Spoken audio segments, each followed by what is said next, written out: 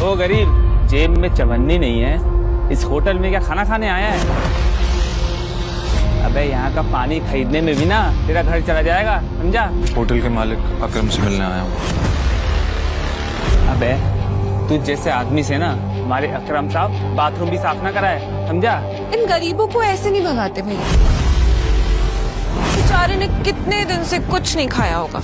मुझे तो विश्वास ही नहीं होता बे, ये निठल्ला तुम्हारा बॉयफ्रेंड था। हिरेन की इस बात को सुनकर अभिनव के गुस्से का ठिकाना नहीं था। अकरम सर आ गए। गेट पर खड़े सभी गार्ड्स उस गाड़ी की तरफ दौड़ते हैं। तभी उस कार से उस होटल के मालिक अकरम निकलते हैं। मैंने तुम्हें कितनी बार कहा है कि मुझे मेरे होटल में ऐसे लोग नहीं चाहिए, उठाकर फेंको से बाहर। गार्ड्स अभिनव को अकरम के सामने से ही उठाकर ले जा रहे होते हैं कि तभी अकरम की नजर अभिनव के हाथ में पहनी अंगूठी पर जाती है। छोड़ो से।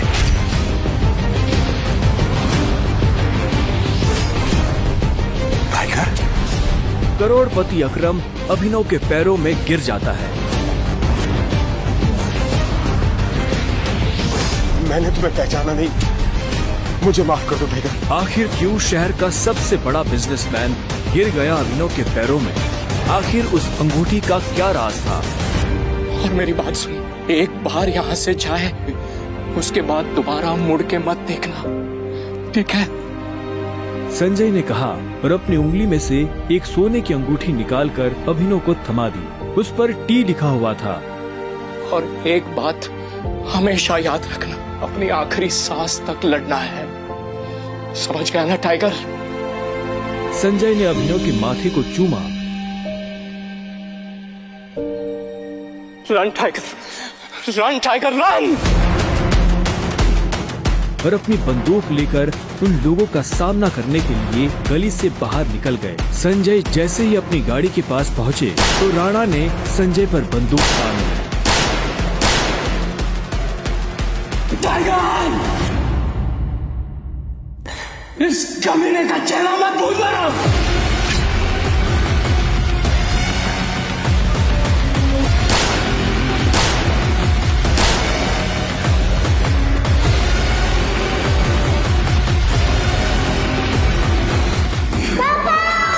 अभिनव चिल्लाया और अचानक से उसकी नींद खुल गई। पसीने में तरबतर अभिनव अपने बिस्तर पर उठकर बैठ गया और गहरी सांसें लेने लगा। 18 साल, पिछले 18 सालों से ये सपना इसी तरह से अभिनव को परेशान कर रहा था। अभिनव ने पहले अपनी उंगली में पहनी उस अंगूठी को देखा और फिर बाथरूम की तरफ बढ़ने लगा।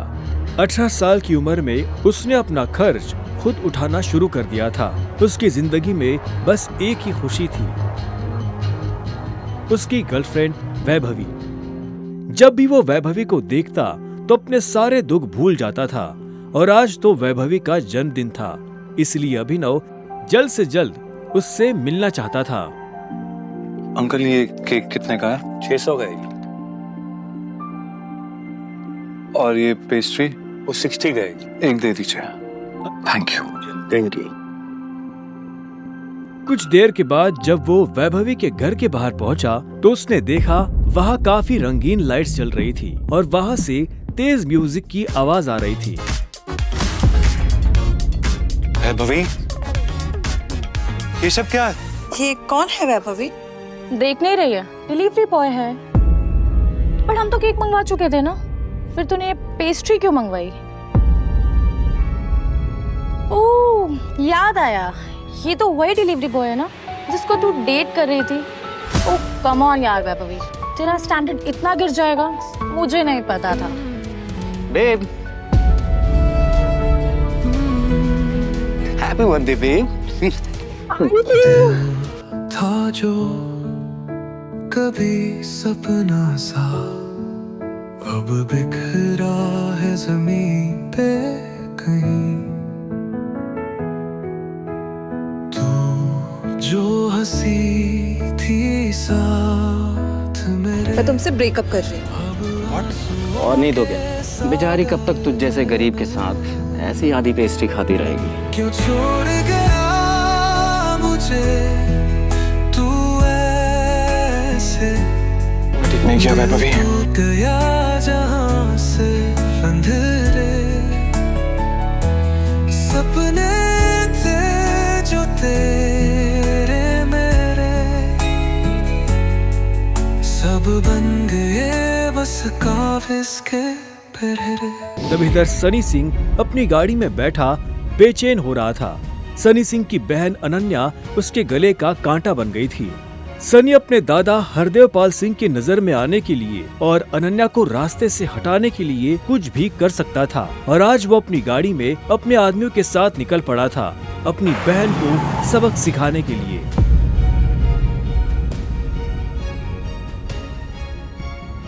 सनी के आदमी अभिनव को उठाकर सीधा रूम नंबर 409 में घुस गए। इसके कपड़े उतारो और बेड पे लिटाओ उसका। कपड़े उतारो इसके। उन्होंने अभिनव को बहुत आहिस्ते से उस बिस्तर पर लेटा दिया। वहाँ पहले से सनी की बहन अनन्या सोई हुई थी। सुबह जब अभिनव ने करवट बदली तो उसका हाथ एक नरम हाथ से टकरा गया। अभिनव की नींद टूटी और उसने देखा कि वो एक अनजान लड़की के बगल में लेटा हुआ था।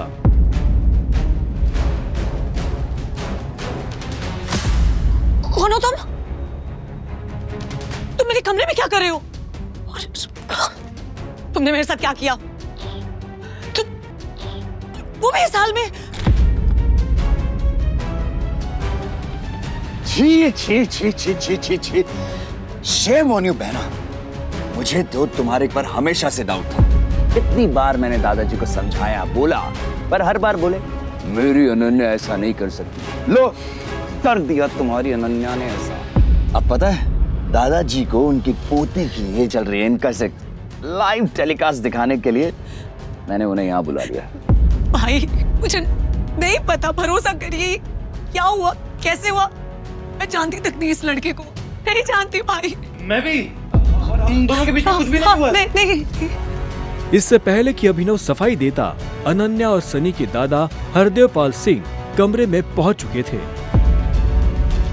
उनके पहनावे से समझ आ रहा था कि वो बहुत अमीर आदमी थे। अनन्या को इस हाल में देख उनकी आंखें गुस्से में लाल हो गई थी। मुझे तुमसे ये उम्मीद नहीं थी। दादाजी, आप जैसा सोच रहे वैसा बिल्कुल नहीं है। अनन्या, तुम्हें अच्छे से नियम पता थे, फिर भी तुमने सारे नियम तोड़ दिए। नहीं दादाजी, नहीं। और तू? जब अभिनव की नजर हरदेव से मिली तो उसे लगा कि वो अपनी आंखों के सामने मौत देख रहा है। तूने मेरी पोती के साथ आज से हमारे परिवार के कानून के हिसाब से तू सिंह परिवार का दामाद है। क्या? हम दोनों के बीच में लेकिन कुछ हुआ ही नहीं है। दादाजी, कुछ नहीं हुआ है।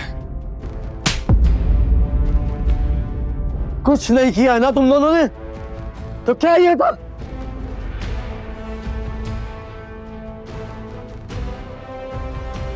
इससे पहले कि अभिनव कुछ समझे, हरदेव के आदमियों ने उसे मारना शुरू कर दिया था। अभिनव हरदेव की उम्र का लिहाज कर रहा था, इसलिए उसने अपने आप को रोक लिया था। अनन्या, इसे हॉस्पिटल भेज देना ताकि शाम को अकरम की पार्टी में आने के लिए ठीक ठाक से तैयार हो जाए। और याद रखना, मुझे शाम को अकरम की पार्टी में ये तुम्हारे साथ जरूर नजर आना चाहिए।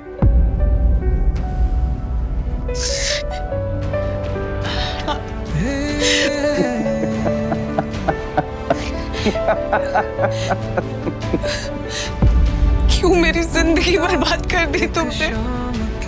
क्यों?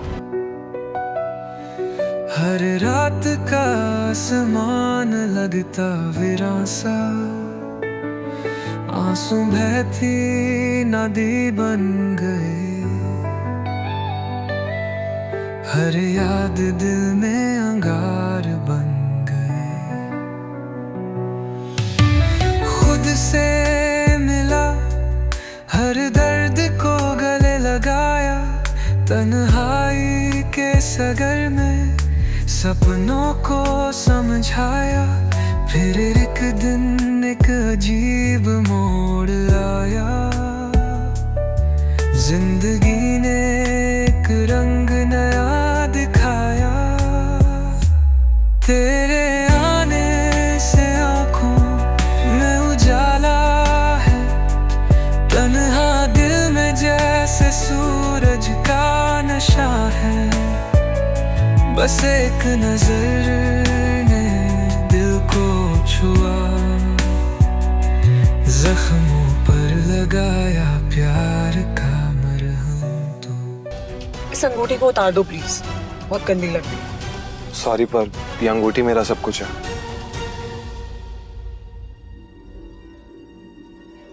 अकरम का घर किले जैसा था, जिसके चारों तरफ बाउंसर्स बंदूकें लिए खड़े थे। जैसे ही अनन्या और अभिनव अंदर आए तो इतने में उसकी नजर देवेन से टकरा गई। कौन है? तू यहाँ क्या कर रहा है साले? He's my husband.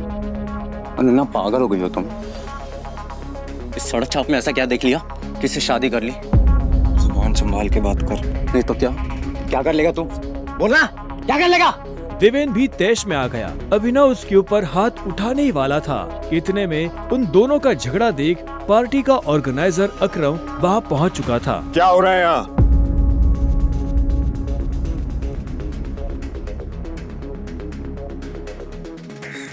Akram sir, देखिए इस आदमी को, ये क्रिमिनल है, जबरदस्ती आपकी पार्टी में घुसाया है। इधर आओ।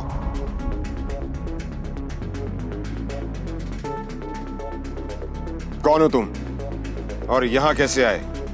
एक्चुअली ये मेरे पति है। अकरम को अनन्या की बात पर विश्वास नहीं हुआ। तुम इस पार्टी में इनवाइटेड नहीं हो।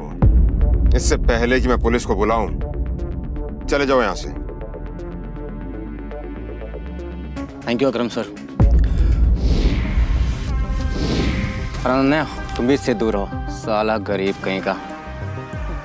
रुको। अकरम भागते हुए अभिनव के पास गया और उसकी अंगूठी को देखने लगा। मुझे तुमसे कुछ जरूरी बात करनी है, अकेले में। अच्छा, चलो। अकरम ने कहा और अभिनव का हाथ पकड़कर उससे अपने साथ अंदर ले जाने लगा। अनन्या, देवेन, सनी और पार्टी में मौजूद बाकी लोग ये देख हैरान हो गए थे। कुछ देर बाद जब वो अकरम के कमरे में पहुंच गए तो अकरम ने दरवाजा बंद किया और अभिनव के पास आकर बोला, मैं तुम्हारी ये अंगूठी देखना चाहता हूँ। क्यों? डरो मत, मैं ऐसे मांगने वाला नहीं हूँ, बस मुझे इसमें कुछ देखना है, प्लीज।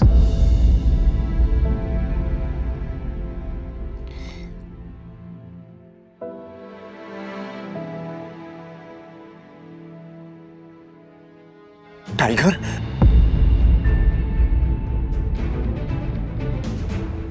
टाइगर? अभिनव ने अकरम के मुंह से ये शब्द सुना तो वो हैरान हो गया। उसे अचानक से अपने पिता के वो आखिरी शब्द याद आ गए जो उन्होंने अभिनव से विदा लेते हुए कह दिए थे। Run tiger, run tiger, run! लेकिन अभिनव हैरान था। उससे समझ नहीं आ रहा था कि अकरम ये सब कैसे जानता था। आखिरकार मैंने तुम्हें ढूंढ ही लिया, टाइगर। टाइगर? हाँ, 18 सालों से मैं तुम्हें ढूंढने की कोशिश कर रहा हूं। तुम हमारे टाइगर हो, हमारी हजारों करोड़ों की एम्पायर के वारिस, जिसे हम 3 दोस्तों ने मिलकर शुरू किया था। मैं, तुम्हारे पापा संजय गढ़वाल और राणा अग्निहोत्री। वो देखो। इतना कहते ही अकरम ने दीवार पर टंगी एक तस्वीर की तरफ इशारा कर दिया, जिसमें संजय, अकरम और राणा तीनों मौजूद थे। राणा को देख अभिनव को झटका लगा। उसकी आंखों के सामने वो सपना फिर से हरा हो गया जो वो हर सुबह देखकर उठता था। उस रात अभिनव के पिता को जिस आदमी ने गोली मारी थी वो राणा था। अभिनव की जिंदगी रातों रात पलट चुकी थी। उसके साथ जो हुआ उस पर उसे अभी तक यकीन नहीं हो रहा था। उसके हाथ में अपने पिता की तस्वीर थी, लेकिन उस तस्वीर में वो गुस्से से भरी निगाहों से राणा को देख रहा था। अगर उसका बस चलता तो वह अभी के अभी अपने पिता की मौत का बदला ले लेता। मैं तुमसे पूछना ही भूल गया, इतने सालों तक तुम थे कहां? कहां थे तुम? पापा के जाने के बाद मैं एक अनाथ आश्रम में पला बढ़ा। कई सालों के बाद वहां से निकला, काम करने लगा ताकि पढ़ाई के लिए पैसे जोड़ सकूं। लेकिन इस दौरान आप लोगों ने मुझे ढूंढा क्यों नहीं? टाइगर, ऐसा नहीं है कि मैंने तुम्हें ढूंढने की कोशिश नहीं की। जैसे कि मैंने तुम्हें बताया कि तुम्हारे पापा के जाने के बाद माफिया वर्ल्ड में अफरा तफरी मच गई थी। हम उसे भी संभाल रहे थे और तुम्हें भी ढूंढने की कोशिश कर रहे थे, लेकिन वक्त के साथ साथ तुम्हारा चेहरा भी बदल रहा था, इसलिए तुम्हें ढूंढने में बहुत मुश्किल हो रही थी। फिलहाल अब तुम मिल गए हो। अब तुम्हें देखकर मोंटी और बाकी सब लोग बहुत खुश होंगे। मोंटी का नाम सुनते ही अभिनव को गुस्सा आ गया था। मोंटी एक गद्दार का बेटा था। अभिनव ना तो उस गद्दार के बेटे से मिलना चाहता था और ना ही बात करना चाहता था। लेकिन पापा ने तो मुझे कभी इस माफिया ग्रुप के बारे में कुछ बताया ही नहीं। वो चाहते तो मुझे बता भी सकते थे। तब तुम बहुत छोटे थे, शायद इसीलिए संजय ने तुम्हें इन सब चीजों से दूर रखा। लेकिन मेरा यकीन मानो, मैंने तुम्हें ढूंढने की बहुत कोशिश की। अब तुम मिल गए हो तो मुरझाया हुआ द माफिया किंग फिर से जिंदा हो जाएगा। चीयर्स। अभिनव के मन में कई सारे सवाल उठ रहे थे। उसे समझ नहीं आ रहा था कि राणा का राज अकरम और बाकी लोगों को पता क्यों नहीं चला और क्यों एक गद्दार का बेटा अभिनव की गद्दी पर बैठा हुआ था। इससे पहले कि अभिनव अपने आप को कोई जवाब दे पाता, अकरम उसके पास आया और उसने अभिनव को 50 करोड़ रुपए का एक चेक थमा दिया। ये लो, इसे रख लो। जब तक तुम टाइगर की पोजीशन नहीं पा लेते तब तक तुम्हें इसकी जरूरत पड़ेगी। अभिनव ने अकरम के हाथ से चेक लिया और उसे देखने लगा। उसकी जिंदगी पलट तो गई थी, लेकिन अभी भी ऐसे कई सवाल थे जिनके जवाब उसे नहीं मिले थे। एक बात और, तुम्हारी असली पहचान के बारे में फिलहाल किसी को कुछ पता नहीं लगना चाहिए। इसलिए अभी तक जैसे जीते आए थे वैसे ही जीते रहना, समझे?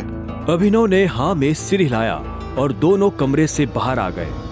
इधर अनन्या चिंता भरी निगाहों से उस कमरे के दरवाजे को देख रही थी जिसमें अभिनव और अकरम थे। वो ये जानने के लिए बेताब थी कि उन दोनों के बीच अंदर क्या बात हो रही थी और अभिनव को आने में इतनी देर क्यों लग रही थी। लगता है आज अभिनव अपनी दवा चखेगा। वैसे कितने दुख की बात है ना, शादी के बाद बेचारा ऐश करने से पहले ही मर जाएगा। ये सुन अनन्या को झटका लगा। वो जानती थी कि अकरम के लिए किसी को मारना कोई बड़ी बात नहीं थी। अकरम सर जैसे गटर के चूहों को बर्दाश्त नहीं करते हैं, साफ कर देते हैं। देखना ये भी नहीं बचेगा। इसे कहते हैं शादी करके मर गया, वो बात सच हो जाएगी। अनन्या को ये सुनकर बुरा लगा। कोई इंसान किसी दूसरे इंसान की मौत पर खुश कैसे हो सकता था? प्लीज एटलीस्ट उसके बारे में इस तरह से बात तो मत करो। तो कैसी बातें करें? जिसके जैसे लक्षण होते हैं ना, उसके बारे में वैसी ही बातें होंगी। देवेन सही कह रही है वो, बिल्कुल ठीक कह रही हो। हमें उसके बारे में ऐसे बात नहीं करनी चाहिए। वैसे भी मेरे दादाजी ने कहा था कि मरे हुए लोगों के बारे में ना गलत बात नहीं करनी चाहिए।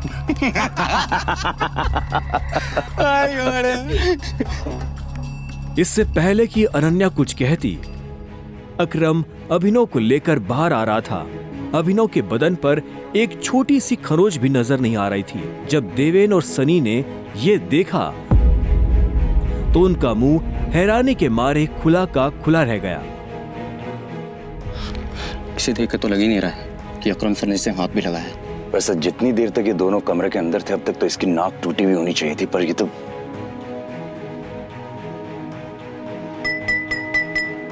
लेडीज एंड जेंटलमैन, मैं आप सबको किसी से मिलवाना चाहता हूं। ये अभिनव, मेरे सबसे पुराने ड्राइवर का बेटा, मेरे लिए बहुत अजीज है ये।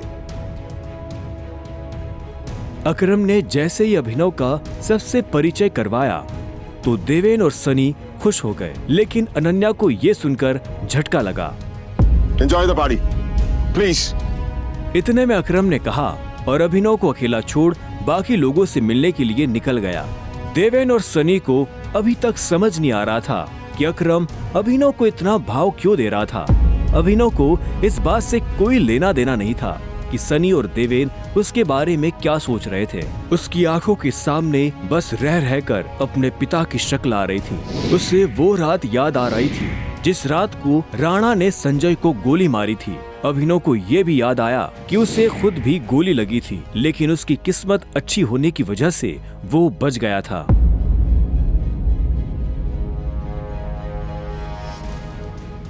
मुझे नहीं लगा था कि तुम अपने पैरों पर बाहर भी आ पाओगे।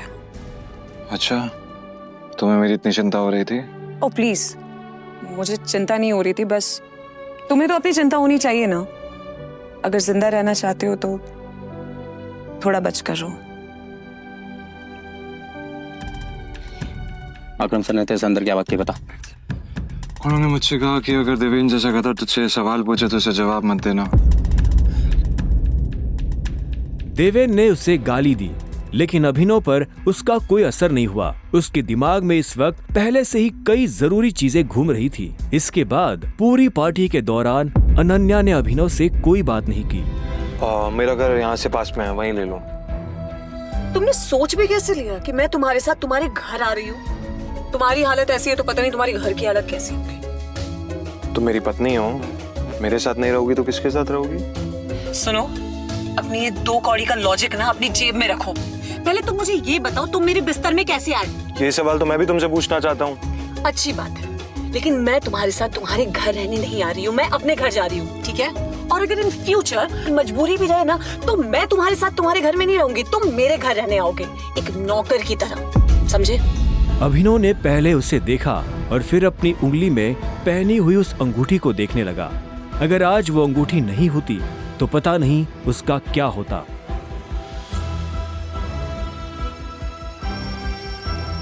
अगली सुबह जब अभिनव का अलार्म बजा तब वो फिर से वही सपना देख रहा था। अलार्म की आवाज सुन वो झटके से उठा और अपने बिस्तर पर बैठ गया। उसने उठते ही मन ही मन सबसे पहले अकरम को धन्यवाद दिया, जिसने उसके पिता की कंपनी को इतने सालों बाद भी जिंदा रखा, लेकिन साथ ही उसे अपने पिता को खोने का मलाल भी था। इसी ख्याल के साथ अभिनव बिस्तर से उठा और अपने काम पर जाने के लिए तैयार होने लगा। अकरम के हिसाब से उसकी डिलीवरी बॉय की जॉब उससे अपनी पहचान छुपाने में काफी मदद कर सकती थी। अभिनव ने अपनी जेब में अकरम का दिया हुआ चेक डाला और घर से निकल गया।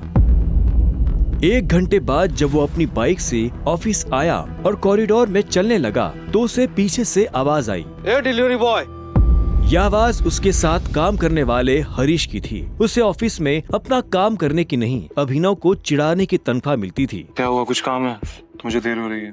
हाँ, अबे तुझे किसी मीटिंग में जाना है, बॉस तुझे बुला रहा है। और भाई कल तू कहाँ चला गया था बिना बताए?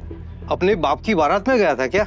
ये सुन अभिनव की नसें गुस्से में फटने को आई थी। वो चाहता तो अभी हरीश के सारे दांत एक मुक्के में अलग कर सकता था, लेकिन उसने अपने आप को शांत किया और उसकी बात का जवाब दिए बिना अपने बॉस के कैबिन की तरफ बढ़ने लगा।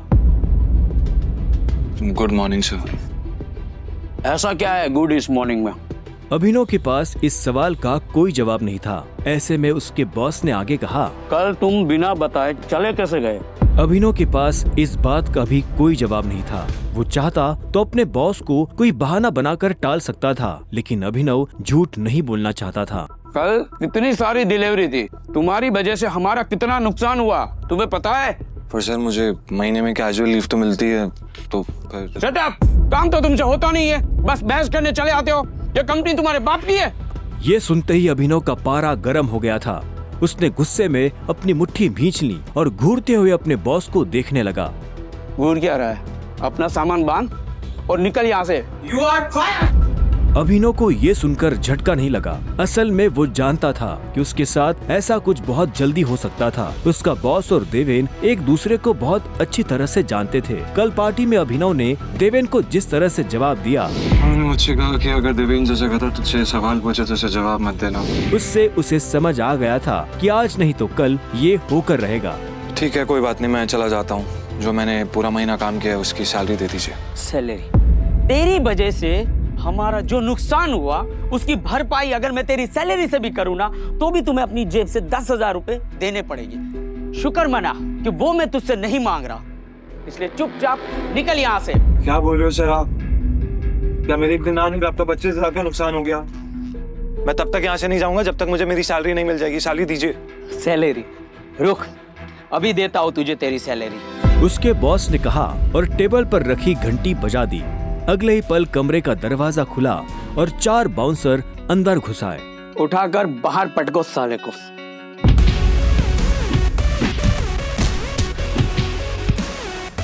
बॉस के मुंह से ये सुनते ही वो चारों अभिनव पर धावा बोलने के लिए टूट पड़े, लेकिन इससे पहले उनमें से कोई अभिनव पर हमला कर पाता, अभिनव ने उन्हें पटकनी दे दी थी। उसने किसी का हाथ तोड़ा तो किसी का पाँव, किसी के पेट में मुक्का मारा तो किसी के पेट पर लात। देखते ही देखते बॉस के सारे आदमी ढेर हो गए थे। बॉस ये देख भौचक्का रह गया था। अभिनव अब सीधा बॉस के पास आया और उसकी गर्दन पकड़कर बोला। बॉस ने घबराहट में अपने ड्रॉर से कैश निकाला और कांपते हाथों से अभिनव को थमा दिया। अभिनव ने कैश देखा और बॉस की गर्दन छोड़ वहाँ से बाहर निकलने लगा। इससे पहले कि वो बाहर आता, उसने बॉस की आंखों में देखा और बोला, और एक बात याद रखना, अगर आज के बाद किसी के बाप पे गया ना तो गर्दन तेरी होगी, पंजा मेरा। ये सुन बॉस के होश उड़ गए थे। उसे पता था कि अभिनव एक गुस्सेल आदमी है, लेकिन उसने कभी उसका गुस्सा देखा नहीं था। इधर अभिनव भी जब ऑफिस से बाहर आया तो उसे एक अनजान नंबर से फोन आया। अभिनव ने फोन उठाया। हेलो, कौन? टाइगर, अकरम। हाँ कहिए। मुझे तुम्हें किसी से मिलवाना है, वो भी हमारे माफिया वर्ल्ड का एक बहुत बड़ा नाम है, और साथ ही साथ तुम्हारे पापा और मेरा जिगरी यार भी, बलराज। मैं चाहता हूं कि बलराज को पता चल जाए कि हमारा टाइगर वापस लौट आया है, इसलिए शाम को साथ में डिनर करेंगे होटल सफायर में। एड्रेस तुम्हें भेज रहा हूं, ठीक है? सी या, बाय। क्या आपको सच में लगता है मुझे बलराज जी से मिलना चाहिए? वो अभी तक बलराज के नाम से कांप रहा था। अकरम भी उसकी घबराहट समझ गया था। बलराज जी, सिर्फ बलराज कहो। तुम टाइगर हो यार, और जंगल में सारे जानवर टाइगर के नाम के आगे जी लगाते हैं, लेकिन टाइगर कभी किसी जानवर के नाम के आगे जी नहीं लगाता। चलो शाम को मिलते हैं, बाय। अकरम के मुंह से ये बात सुनते ही अभिनव का कॉन्फिडेंस बढ़ गया था। वो अब उस टाइगर जैसा महसूस कर रहा था जो जू से निकलकर जंगल में आ गया हो। अभिनव अपने पुराने ऑफिस से निकलने के बाद अपने घर आ गया था। वो इतने आराम से अपने बिस्तर पर आखिरी बार कब लेटा था उसे याद ही नहीं था। वो बड़ी एक्साइटमेंट के साथ कमरे के दरवाजे की तरफ देख रहा था। Pizza delivery. सर, ऑर्डर सिर्फ 500 का था, आपने मुझे 1000 क्यों दिए? तुम डिलीवरी वाले बहुत मेहनत करते हो दोस्त, ये 500 रुपए तुम्हारी टिप। Thank you sir. इधर अभिनव उस पिज्जा बॉक्स को ध्यान से देख रहा था। उसे याद नहीं आ रहा था कि उसने आखिरी बार पिज्जा कब खाया था। वैभवी और अपने लिए घर लेने के चक्कर में उसने अपनी कितनी इच्छाओं को मारा था, इसका एहसास उसे आज हो रहा था, लेकिन अब वो रुकने वाला नहीं था। शाम को अभिनव होटल सैफायर जाने के लिए तैयार होने लगा था। उसने ग्रे कलर की शर्ट और ब्लैक कलर की पैंट पहनी थी। अभिनव के पास पहनने के लिए इससे अच्छा और कुछ नहीं था।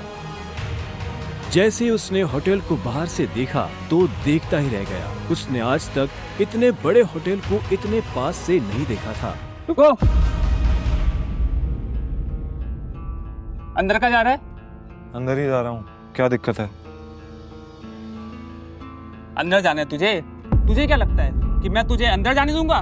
क्यों नहीं जा सकता मैं अंदर? अभिनव समझ गया था कि चीफ सिक्योरिटी ऑफिसर उसके कपड़े देखकर उसे जज कर रहा था। सुन, मैं तेरे जैसे लोगों को बहुत अच्छे से जानता हूँ, फालतू का तमाशा मत कर, निकल यहाँ से। कैसे जानता है तू मुझे? रिश्तेदार है मेरा, जब मैं अंदर जाने के लिए आया हूँ तो वापस क्यों जाऊंगा? ये होटल क्या तेरे बाप की है? बोलना। ये सुनते ही अभिनव का माथा गर्म हो गया, लेकिन उसने गुस्से में कुछ नहीं किया। वो शांत रहा ताकि लोगों का ध्यान उसकी तरफ ना जाए। अभिनव 2 कदम पीछे हटा और उसने फोन निकालकर अकरम को फोन मिला दिया। हाँ टाइगर, कहाँ पहुँचे? मैं ये होटल की एंट्री पे हूँ अकरम। हमारा टेबल नंबर क्या है? Table number? अरे मैं इस होटल का मालिक हूँ, मुझे टेबल बुक करने की जरूरत नहीं है। तुम अंदर जाओ, आराम से बैठो, बस मैं पहुँचने ही वाला हूँ। मैं अंदर नहीं जा पा रहा हूँ। यहाँ पे कोई ये सिक्योरिटी वाला खड़ा है, वो कह रहा है कि मेरे जैसे इंसानों को अंदर नहीं जाने देता है। वो नहीं, ये कथा। तुम एक काम करो, बस 10 मिनट में मैं पहुँचने वाला, तो वेट करो, ठीक है? और ये इस ऑफिसर की वजह से मैं तुमसे माफी मांगता हूँ। ठीक, नहीं कोई बात नहीं। क्यों, बहुत हीरो बन रहा था ना? मैंने कहा था मैं तुझे अंदर जाने नहीं दूंगा। अगर प्रधानमंत्री को भी कॉल करेगा ना तब भी नहीं, समझा? चल निकल यहाँ से। अरे वो देखो, तुम्हारा निठल्ला एक्स। आजा मजे लेते इसके।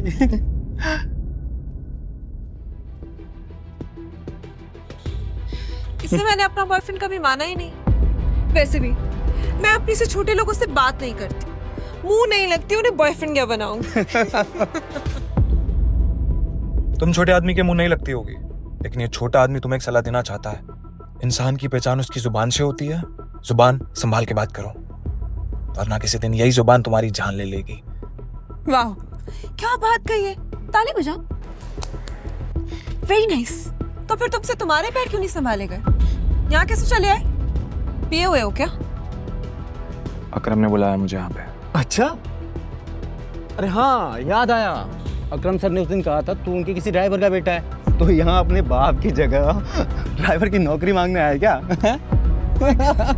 सही है, लेकिन वो रखेंगे नहीं, तेरे जैसे गरीब को वो ड्राइवर भी नहीं रखेंगे। आए हो मतलब तुम्हें बुलाया नहीं गया? मुंह उठा के चले आए। भिखारी कहेंगे। आया नहीं हूँ, बुलाया मुझे, अकरम ने बुलाया है। मुझे पता ही था ये कोई पागल है।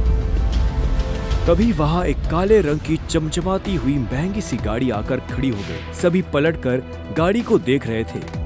अकरम गाड़ी से बाहर निकला और उसके साथ एक और आदमी था। वो देखने में लंबा चौड़ा और मजबूत था। वो और कोई नहीं बल्कि बलराज था। वो एक बहुत ही फेमस कपड़ों की कंपनी का मालिक था और साथ ही द माफिया किंग का एक मजबूत पिलर। उसे देख अभिनव की आंखें खुली की खुली रह गई। उसने बलराज के बारे में सुना था। क्या आपको सच में लगता है मुझे बलराज जी से मिलना चाहिए? उसे तस्वीरों में देखा था, लेकिन तस्वीरों में देखने और सामने से देखने में जमीन आसमान का अंतर नजर आ रहा था। उसके मन में यह सवाल उठ रहा था कि आखिर बलराज उससे क्यों मिलना चाहता था। क्या चल रहा है यहाँ? सॉरी सर, लेकिन इस आदमी ने मुझे और कस्टमरों को काफी परेशान किया हुआ है। मैं स्टोर को अंदर जाने से रोक रहा हूँ तो ये यहाँ पे तमाशा कर रहा है। क्या तुम्हारी हिम्मत कैसे हुई इसे चोर कहने की? तुम होते कौन हो इसे अंदर जाने से रोकने वाले? ये होटल तुम्हारे बाप ने खोल रखा है क्या? ये मेरा मेहमान है और तू आज के बाद इस होटल के आसपास भी दिखाई दिया ना तो तेरी टांगे तोड़वा दूंगा। Get lost. Sorry sir.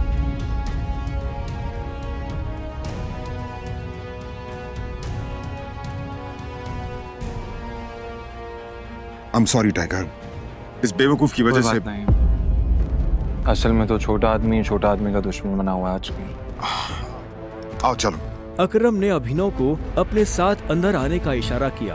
अभिनव अकरम के पीछे चला जा रहा था। उसे महसूस हो रहा था कि बलराज भी अपने भारी भरकम पैरों के साथ अभिनव के पीछे आ रहा था।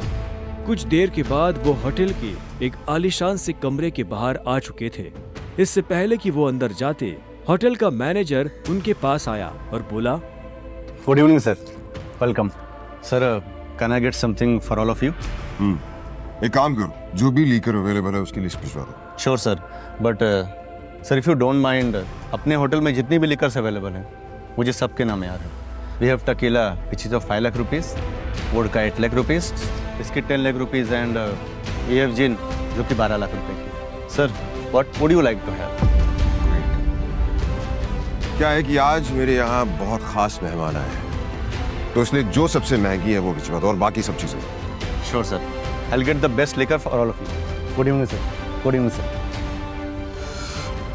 अकरम, होटल तेरा, शराब तेरी, फिर भी तुम्हारा ये मैनेजर तुझे तेरी शराब की रेट क्यों बता रहा था, जबकि तू कोई भी चूज कर सकता है? वो इसलिए मेरे दोस्त, क्योंकि मैं दिन देखकर शराब मंगवाता हूँ और आज का दिन मेरे लिए, इनफैक्ट हम सबकी जिंदगी के लिए बहुत इंपॉर्टेंट दिन है, इसलिए मैंने हम तीनों के लिए महंगी शराब मंगवाई। So let's enjoy. अच्छा। आओ। Okay, let's enjoy. अब तुम्हें यहाँ अपनी पहचान छुपाने की जरूरत नहीं है। ये रूम प्राइवेट भी है और सबसे सेफ भी। बैठो। वो एक आलीशान कमरा था। वो तीनों बैठ गए। तब अभिनव बलराज को बहुत ध्यान से देख रहा था। बलराज, आज मैंने तुम्हें यहाँ एक बहुत इंपॉर्टेंट इन्फॉर्मेशन देने के लिए बुलाया है। हमें संजय का बेटा टाइगर मिल गया है, लेकिन फिलहाल वो अंडरकवर है, इसलिए उससे तुम्हें मैं बाहर नहीं मिलवा सकता था। Sir, your snacks and drink.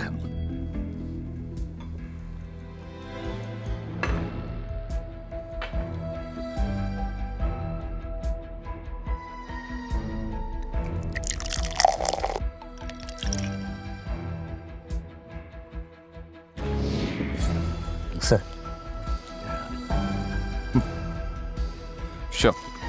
Cheers. Cheers.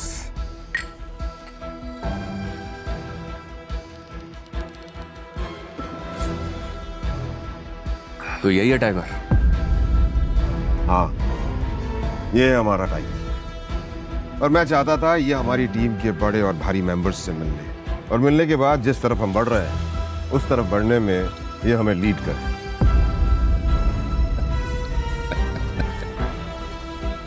माफ करना दोस्त, पर मुझे थोड़ी हंसी आ रही। वो क्या है ना, सब कुछ तो तू ही बोल रहा है। हमारा ये टाइगर गूंगा है क्या? हाँ? बलराज, तुम्हें टाइगर के बारे में इस तरह से बात नहीं करनी चाहिए। माफ करना दोस्त, माफ करना। बोलनेस अच्छी लगी मुझे तुम्हारी। अच्छा,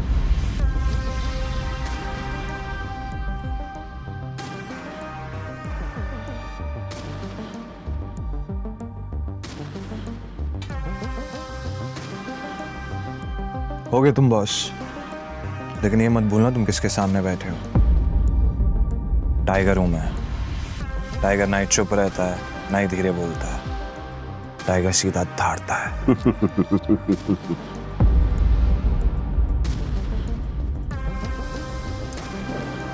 तो तुम टाइगर हो, ठीक है। तो टाइगर ये बताओ, इतने सालों से कहां थे तुम? अब ऐसा तो नहीं हो सकता ना कि इतने सालों के बाद तुम हमारे सर पे आके बैठ जाओ और हम मान लेंगे कि तुम टाइगर हो।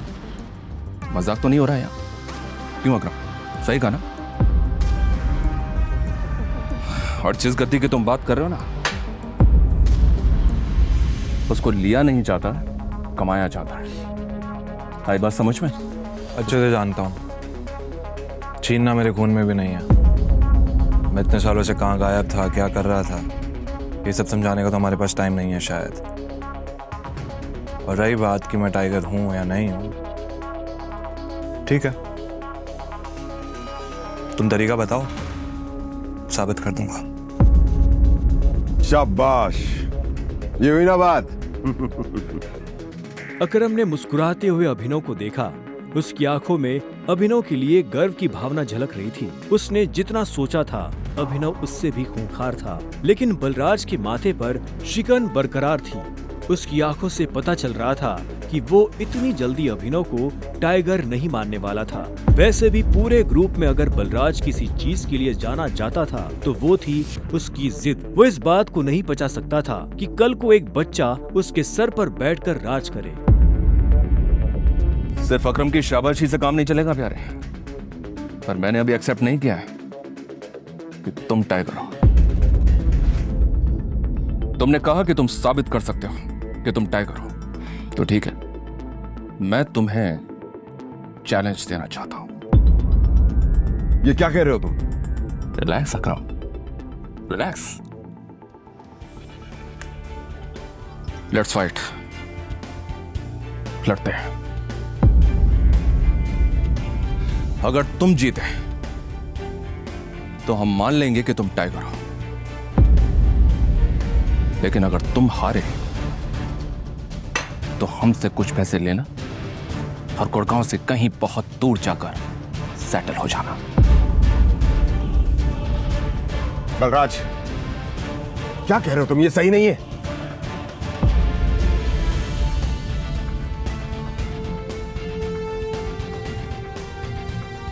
Let's fight. कब करनी है लड़ाई?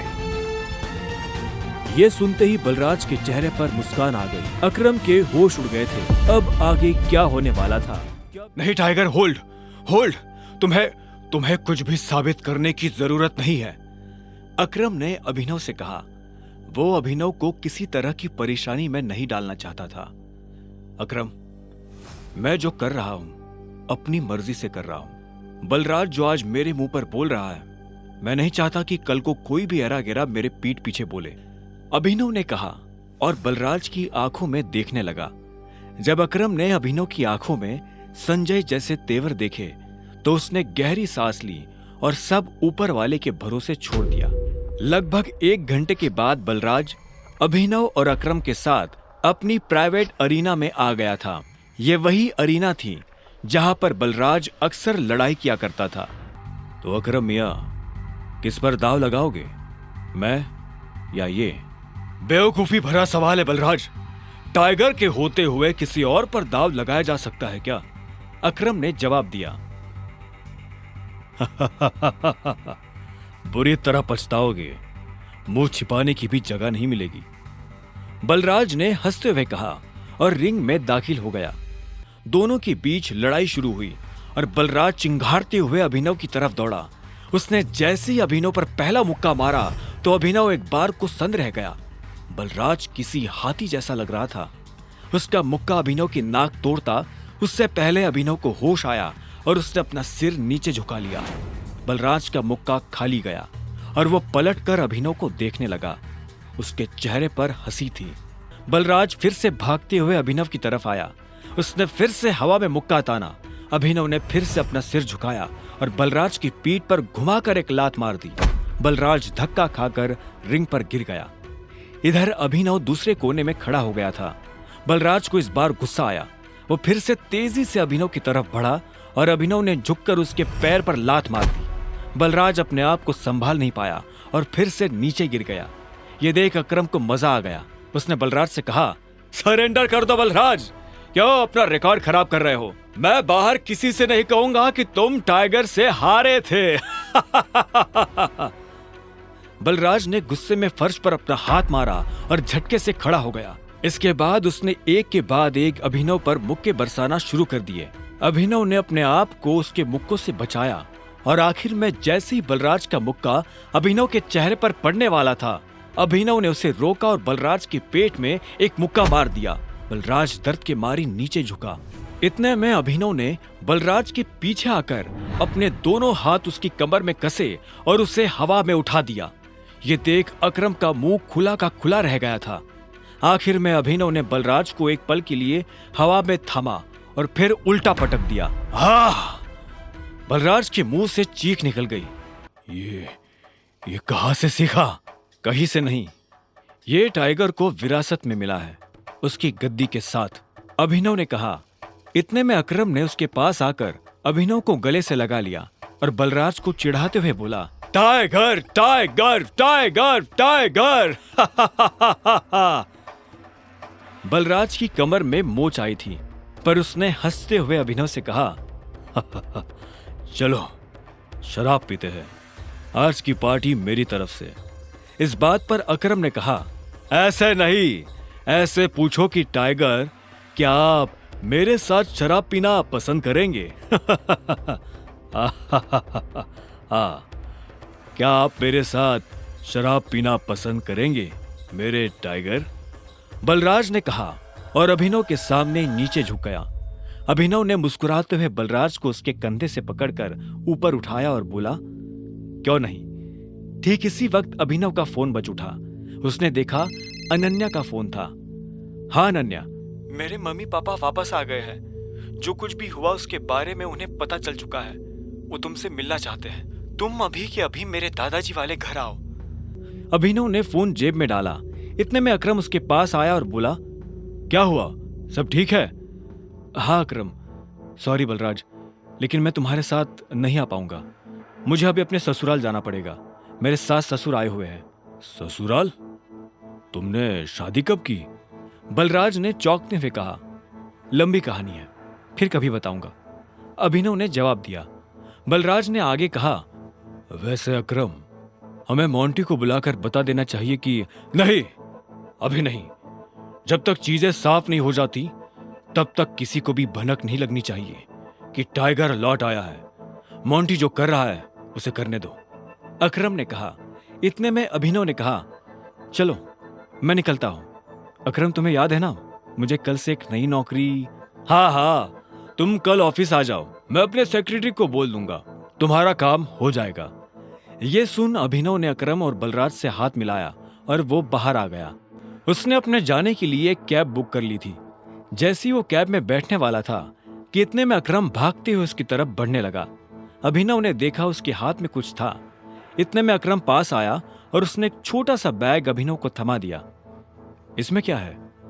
वही शराब जो हमने होटल में पी थी, अपने सास ससुर को पिलाना। उनकी पूछतों ने भी कभी इतनी महंगी शराब नहीं पी होगी। अकरम ने कहा और इस बात पर दोनों हंस पड़े। आखिर में अभिनव ने कहा, इन सब के लिए thanks, thank you so much. और तुम्हें भी वापिस आकर हमारी उम्मीदें जिंदा करने के लिए, अकरम ने कहा। अभिनव मुस्कुराया और वहां से निकल गया। गाड़ी अनन्या के घर के बाहर आकर रुकी। अभिनव नीचे उतरा और गहरी सांसें लेते हुए घर के अंदर पहुंच गया। उसने देखा कि अनन्या के माता पिता यानी शर्मिला और राजीव सोफे पर बैठे हुए थे। वो उन्हें देखते ही पहचान गया था। वो दोनों भी अभिनव को अंदर आते हुए देख रहे थे। अभिनव जितने अच्छे से मुस्कुरा सकता था, वो उतने अच्छे से मुस्कुरा रहा था। नमस्ते मम्मी जी। नमस्ते पापा जी। ये मैं आपके लिए लाया था, अभिनव ने हिचकिचाते हुए कहा और बोतल उन दोनों की तरफ बढ़ा दी। शर्मिला ने अभिनव को देखते ही अपना मुंह फेर लिया था, लेकिन राजीव की नजर जैसे ही बोतल पर पड़ी तो उसने तुरंत अभिनव के हाथ से बोतल ले ली। क्या बात है, ये तो काफी महंगी लग रही है। माय गॉड, क्या खुशबू है, देखो, राजीव ने कहा और बोतल शर्मिला की तरफ बढ़ा दी। शर्मिला ने उसे झटके से दूर किया और बोली, क्या तुम भी? मुझे तो लगता है कि ये कहीं से बोतल चोरी करके लाया होगा। तुम्हें लगता है कि इसके जैसा आदमी इतनी महंगी शराब अफोर्ड कर पाएगा? जो कुछ भी हुआ है उसके बारे में हमें सब कुछ पता है। अनन्या को भी नहीं पता ये सब कैसे हुआ, और मुझे भी लगता है कि ये कोई बहुत बड़ी गड़बड़ हुई है।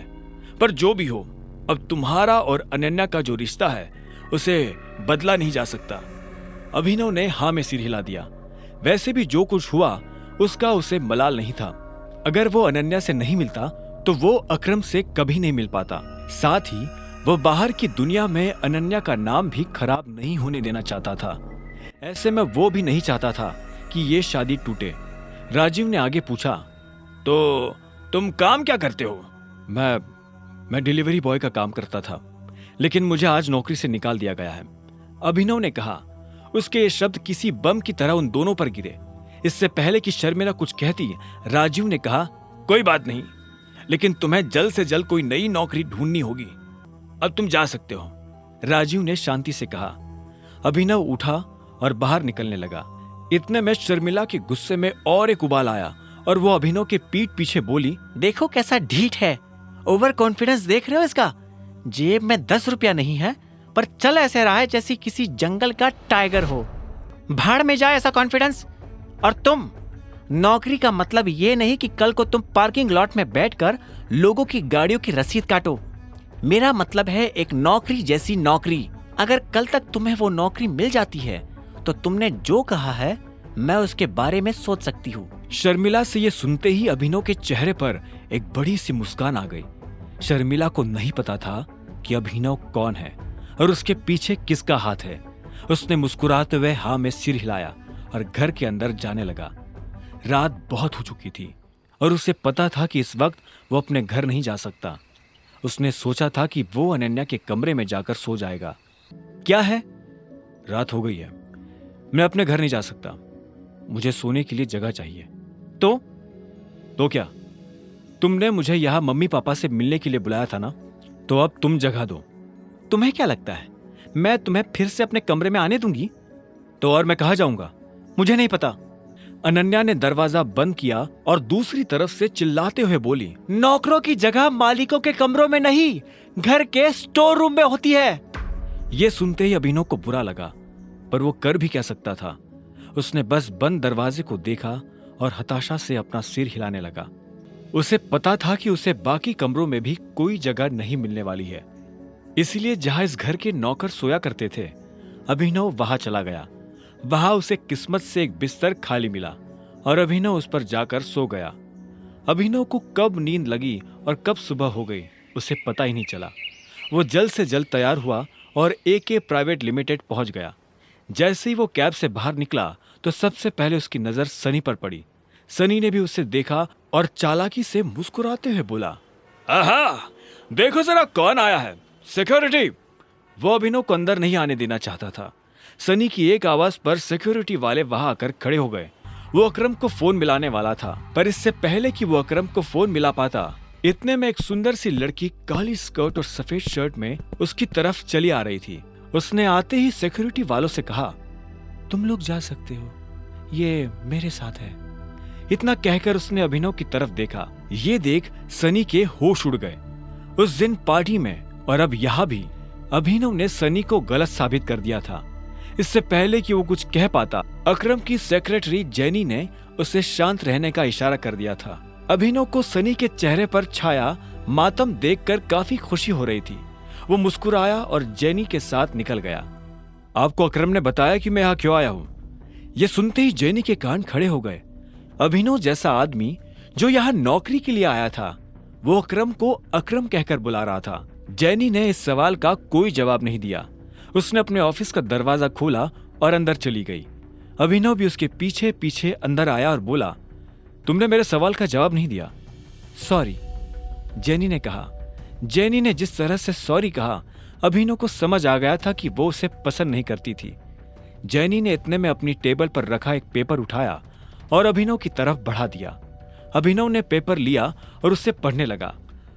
उस पेपर पर उन नौकरियों के नाम लिखे थे जो अभिनव कर सकता था। उसने लिस्ट पर अपना ध्यान लगाया और देखा कि उसमें कुछ नौकरियों के ऊपर स्टार बना हुआ था। उसने जेनी को देखा और बोला, ये यहाँ स्टार क्यों बना? ये स्टार इसलिए बना है क्योंकि इन पोजीशंस पर हमारे पास ऑलरेडी कोई ना कोई काम कर रहा है और हम इन पर नई भर्ती नहीं ले रहे हैं। तुम चाय लेना पसंद करोगे या कॉफी? मैं मैनेजर बनना पसंद करूंगा। अभिनव ने भी उसके सवाल का जवाब ना देते हुए कहा। ऐसे में जेनी बोली, लेकिन मैनेजर की पोजीशन पर पहले से स्टार बना हुआ है। आप पता है मुझे। तो जिस पोजीशन पर पहले से कोई बैठा हुआ है उस पर तुम कैसे बैठ सकते हो? तुम क्या उस एम्प्लॉय को कंपनी से बाहर करवाना चाहते हो? मैंने तो ऐसा नहीं कहा। मैं बस इतना जानता हूं कि लिस्ट मुझे तुम्हें नहीं दी थी। हाँ, लेकिन तुम्हारा नाम? जेनी। जेनी ने गुस्से में कहा। अभिनव के सवालों से उसे चिढ़ हो रही थी। अभिनव को उसके नाम से कोई मतलब नहीं था। उसने आखिर में कहा, देखो जेनी, इसमें मेरी कोई गलती नहीं है। तुमने मुझे लिस्ट लाकर दी, मैंने उसमें से अपनी पसंद की पोस्ट चुन ली। अब आगे क्या करना है वो तुम देखो। ठीक है मिस्टर अभिनव, तो अब मुझे तुम्हारे बारे में कुछ जानकारियों की जरूरत पड़ने वाली है और तुम्हारा ऑफिस कल से शुरू हो जाएगा, जेनी ने कहा। अभिनव ने हाँ में सिर हिलाया और वहां से निकल गया। सनी को अभी भी समझ नहीं आ रहा था कि आखिर अभिनव वहां क्या लेने आया था। उधर अभिनव को लगा कि अब कल से नौकरी पर जाने के लिए उसे नए कपड़ों की जरूरत पड़ने वाली है। कपड़ों के साथ साथ उसे अपना फोन भी बदलने की जरूरत थी। अकरम का दिया हुआ चेक उसकी जेब में ही रखा हुआ था। अभिनव अपने चेक से पैसे निकालने के लिए बैंक चला आया। तभी उसकी नजर प्रणव से मिली। प्रणव उन लोगों में से था जो अभिनव की गरीबी का मजाक उड़ाया करता था। जैसे उसने अभिनव को बैंक के अंदर आते हुए देखा तो बोला, अरे वाह, देखो तो कौन आया है।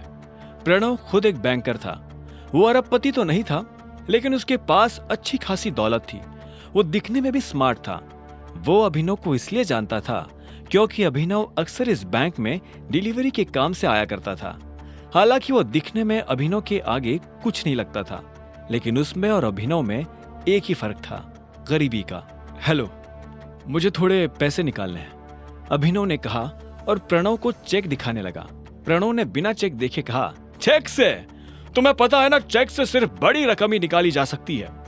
मेरा अमाउंट बड़ा है, यहाँ काउंटर पर नहीं निकल पाएगा, इसलिए मैं मैनेजर से मिलना चाहता हूँ। ये सुनते ही प्रणव जोर जोर से हंसने लगा और बोला, तुम्हें उसकी जरूरत नहीं पड़ेगी, मुझे अपना चेक दिखाओ। अभिनव ने गुस्से में प्रणव को अपना चेक दिखा दिया। प्रणव ने बिना देखे अभिनव और बाकी लोगों की आंखों के सामने चेक फाड़ दिया। अभिनव प्रणव पर चिल्ला उठा, तुम्हारा दिमाग खराब है क्या? सिक्योरिटी को बुलाओ और इस आदमी को अभी के अभी बाहर निकलवाओ यहाँ से। फर्जी चेक लाकर बैंक वालों को बेवकूफ बनाता है। अभी पुलिस बुलाकर तुझे अंदर करवाता हूँ। इधर अभिनव ने अपने फाड़े गए चेक के टुकड़ों को मुट्ठी में भरा और गुस्से में अपनी मुट्ठी भींच ली। इतने में सिक्योरिटी वाले आए और उन्होंने अभिनव को चारों तरफ से घेर लिया। छोड़ो मुझे, छोड़ो, अभिनव ने कहा और गार्ड्स के हाथ से खुद को छुड़ाने की कोशिश करने लगा, लेकिन वो लोग उसे छोड़ नहीं रहे थे। क्या हो रहा है यहाँ? यह आवाज और किसी की नहीं बल्कि बलराज की थी। उसने अभिनव को दूर से ही पहचान लिया था। बलराज को देखते ही अभिनव की जान में जान आ गई थी। अब कोई उसका कुछ नहीं बिगाड़ सकता था। प्रणव ने बलराज की तरफ देखा और बोला, सॉरी सर, मुझे पता नहीं था कि आप इस तरह यहाँ आ जाएंगे। मैं तो बस इस आदमी को फर्जीवाड़ा करने से रोकने की कोशिश कर रहा था। यह सुन बलराज ने अभिनव को ऊपर से नीचे तक देखा और फिर गार्ड्स की तरफ देखते हुए बोला, छोड़ दो उसे, बलराज ने कहा और मैनेजर के कैबिन की तरफ बढ़ने लगा। उसने पलटकर अभिनव को भी अपने साथ आने का इशारा किया। अगर इसने कुछ गलत किया है तो इस बारे में मैनेजर को पता होना चाहिए। अगर तुम अपने लेवल पर एक्शन लोगे तो हो सकता है कि मैनेजर बुरा मान जाए। जी सर, प्रणव ने हाँ में सिर हिलाते हुए कहा। बलराज ने अभिनव को घूरा और उसे अपने साथ अंदर आने का इशारा करने लगा। दोनों एक साथ मैनेजर के बड़े से कैबिन में दाखिल हो गए थे। मैनेजर अपनी कुर्सी पर बैठकर कंप्यूटर पर काम कर रहा था। बलराज ने उसका ध्यान अपनी तरफ खींचने के लिए दरवाजे को जोर से बंद किया। अचानक से मैनेजर की नजर दरवाजे पर पड़ी।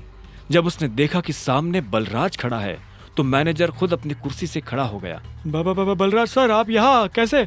मुझे बुलवा लिया होता। बलराज ने उसे खींचते हुए देखा और बोला, वैसे तो मैं यहाँ कुछ काम से आया था, लेकिन बाहर जो मैंने तमाशा देखा तो मुझे लगा कि पहले उसके बारे में तुमसे बात कर लेनी चाहिए।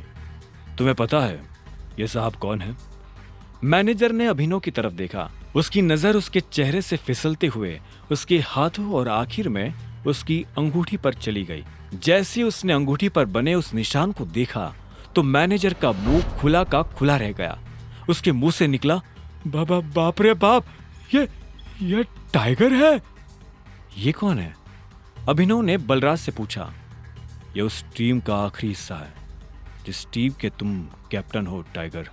इससे पहले कि अभिनव कुछ कह पाता, मैनेजर उसके पैरों में आकर गिरा और बोला, टाइगर, आपको यहाँ कितनी देर हुई और मैं आपके लिए क्या कर सकता हूँ? फिलहाल तो आप मेरे पैरों में से उठ जाइए।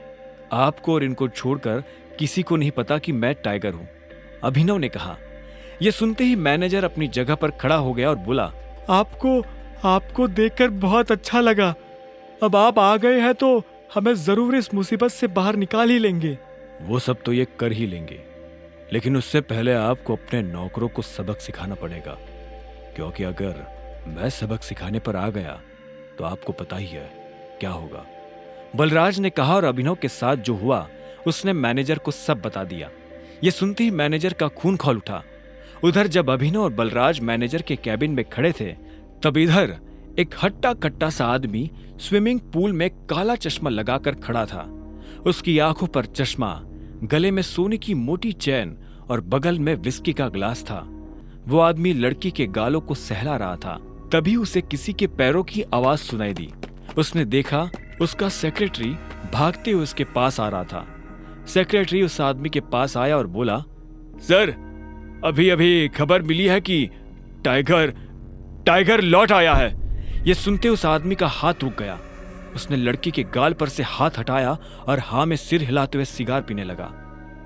आप कहते हैं तो?